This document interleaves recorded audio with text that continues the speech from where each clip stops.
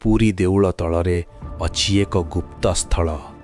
ଏ ସ୍ଥଳକୁ କିଏ ବି ସହଜରେ ଦେଖିପାରନ୍ତି ନାହିଁ।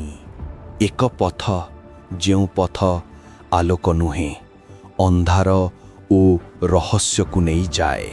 ପୁରୀ ଦେଉଳ କେବଳ ଏକ ପବିତ୍ର ସ୍ଥାନ ନୁହେଁ, ଏହା ଏକ ରହସ୍ୟର ଘର। ସେହି ରହସ୍ୟମାନଙ୍କ ମଧ୍ୟରେ ସବୁଠାରୁ ଅଦ୍ଭୁତ ପୁରାତନ ଭୂଗର୍ଭ ସୁରଙ୍ଗ। ପୁରାଣା ଲେଖାରେ ଲିଖିତ ଅଛି ଯେ ମନ୍ଦିର ତଳରେ ଅସଂଖ୍ୟ ସୁରଙ୍ଗ ଥିଲା। କିଛି ସୁରଙ୍ଗ ସମୁଦ୍ର ପାଖକୁ ଯାଉଥିଲା, କିଛି ସୁରଙ୍ଗ ରାଜମହଲକୁ ସିଧା ଯାଉଥିଲା, ଆଉ କିଛି ସୁରଙ୍ଗ କୋଉଠି ଯାଉଥିଲା ଆଜି ମଧ୍ୟ କେହି ଜାଣିନାହାନ୍ତି। ଏହି ସୁରଙ୍ଗ ମନ୍ଦିରର ସୁରକ୍ଷା ପାଇଁ ତିଆରି ହେଇଥିଲା। ଯୁଦ୍ଧ ସମୟରେ ଦେବମୂର୍ତ୍ତିକୁ ଗୁପ୍ତ ଭାବେ ଅନ୍ୟ ସ୍ଥାନକୁ ନେବା ପାଇଁ ପୂଜାରୀ ଓ ରାଜ ପରିବାର ଏହି ପାଥକୁ ଗୁପ୍ତ ପ୍ୟାସେଜ ଭାବରେ ବ୍ୟବହାର କରୁଥିଲେ। କିନ୍ତୁ ଗୋଟେ ଦିନ ସବୁ ସୁରଙ୍ଗ ଅଚାନକ ବନ୍ଦ ହେଇଗଲା।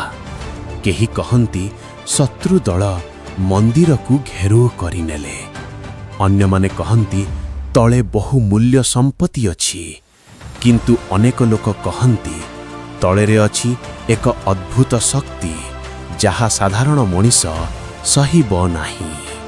ଲୋକମାନେ କୁହନ୍ତି ବହୁତ କାରିଗର ଓ ସେନା ସୁଡ଼ଙ୍ଗ ଭିତରକୁ ଗଲେ ସତ, କିନ୍ତୁ ପୁଣି ଥରେ ଫେରିଲେ ନାହିଁ।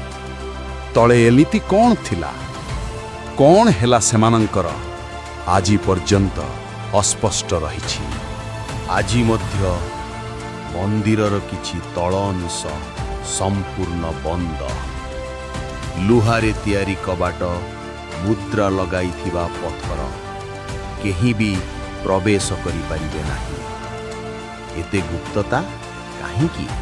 ପୁରୀ ଦେଉଳ କେବଳ ଏକ ମନ୍ଦିର ନୁହେଁ, ଏହା ରହସ୍ୟର ଦୁର୍ଗ। ଭୂଗର୍ଭ ସୁରଙ୍ଗ ଆଜି ମଧ୍ୟ ନିଜର ନିଶବ୍ଦ ଗଳ୍ପ। ଅନେକ ତର୍କ ବିତର୍କ ମଧ୍ୟରେ ଆଜି ବି ଏହି ସୁରଙ୍ଗ ରହସ୍ୟମୟ।